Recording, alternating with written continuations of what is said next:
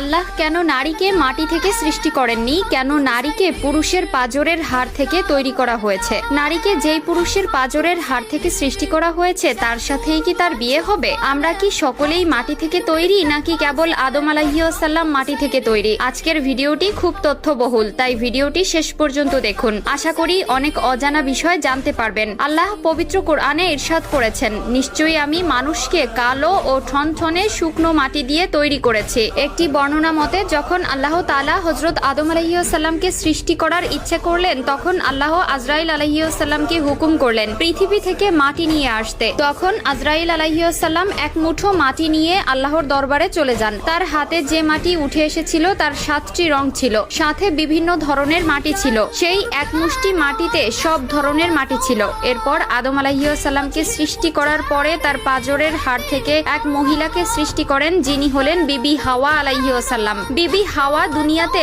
আগমনকারী প্রথম নারী ছিলেন। হযরত আবু হুরায়রা রাদিয়াল্লাহু তাআলা আনহু হতে বর্ণিত, মহানবী সাল্লাল্লাহু আলাইহি ওয়াসাল্লাম বলেছেন, যে ব্যক্তি আল্লাহ ও আখিরাতের প্রতি বিশ্বাস রাখে সে যেন তার প্রতিবেশীকে কষ্ট না দেয় এবং নারীর সাথে সৎ ব্যবহার করে। নারীদের সাথে তোমরা খারাপ আচরণ করো না, কেননা নারীদেরকে পুরুষের পাঁজরের বাঁকা হাড় থেকে সৃষ্টি করা হয়েছে। পাঁজরের সবচেয়ে বাঁকা হাড় হচ্ছে উপরের অংশ।